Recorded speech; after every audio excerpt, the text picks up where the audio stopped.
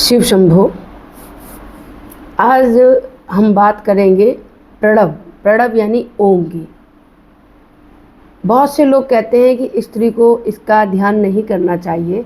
अब इसका सबसे अच्छा उदाहरण शिव पुराण में ही मिलता है। पंचाक्षर जपे नैव सर्व सिद्ध लवे नरा प्रणवे नाद संयुक्तम सदा पंचाक्षरम जपेत। यानी प्रणव लगाकर ही पंचाक्षर मंत्र का जाप करना चाहिए। इससे सारी सिद्धियां और फल की प्राप्ति होती है। ये बेहद अच्छा है भाई। अब कौन ऊर्ध्व गति में नहीं जाना चाहता अधोगति से। ये अधोगति से ऊर्ध्व गति में ले जाता है ये मंत्र। जो भी इसमें स्त्री पुरुष ऊंच नीच जात पात भेदभाव कुछ भी नहीं है, इसमें कहीं कुछ नहीं है। ये सभी के कल्याण के लिए ये मंत्र है। इसका ध्यान सभी को करना चाहिए। जब आप इसका ध्यान करेंगे तो आपके अंदर की शक्तियाँ, सोई हुई शक्तियाँ जागृत हो जाएंगी। आपका कल्याण हो जाएगा, आपकी कायाकल्प हो जाएगी, आप बदल जाएंगे भैया। जब आप इसका ध्यान करेंगे तो ध्यान करने में घटित होगा आनंद। आनंद का कोई विपरीतार्थक शब्द नहीं है। प्रेम का घृणा है, ठीक है, तो आनंद का कोई विपरीतार्थक शब्द नहीं है। सुख का दुख है, आनंद का कोई है विपरीतार्थक? कुछ भी नहीं। और जब आनंद घटता है तो उस समय आप ये भूल जाएंगे कि हम स्त्री हैं या हम पुरुष हैं। जब आनंद ही परमात्मा की प्राप्ति है, आनंद ही परमात्मा की अनुभूति कराता है। तो इसलिए सभी को एक वेदों का मंत्र है, ओम पूर्णमदा पूर्णमिदं पूर्णात् पूर्णमुदच्यते पूर्णस्य पूर्णमादाय पूर्णमेवावशिष्यते। ये पूर्णता की ओर ले जाता है ओम। ओम के कितने लाभ बताएं, कम ही पड़ेंगे। इसलिए ओम का ध्यान सभी को करना चाहिए।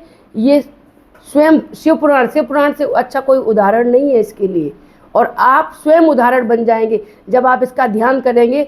आप अपने लाभ की बात है, ये तो इसका ध्यान करना आपके लाभ की बात है। इसमें कोई ऊंच नीच भेदभाव स्त्री पुरुष कुछ भी नहीं है। जितनी भी आत्माएं हैं वो सारी स्त्रीलिंग है, परमात्मा पुरुष लिंग है। तो सब आत्माओं के पति परमात्मा है। इसमें स्त्री पुरुष का क्या है? जब आनंद में जाते हैं तो किसको ध्यान रहता है, हम स्त्री हैं या हम पुरुष हैं? इसलिए इसका ध्यान सभी को करना चाहिए। जो आप आरती गाते हैं, ओम जय शिव ओमकारा ब्रह्मा विष्णु सदा शिव जानत अविवेका प्रणवाक्षर के मध्य ये तीनों एका जानत अविवेका। अविवेका का मतलब जो विवेकहीन व्यक्ति हैं वो इन तीनों देवताओं को अलग अलग समझते हैं। लेकिन प्रणव के बीच में, ओम के बीच में ये तीनों एक ही है। इनका एक ही स्वरूप है, एक ही रूप है।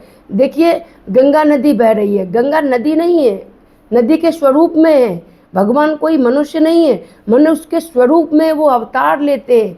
इसीलिए परमात्मा तो पूरा ब्रह्मांड है।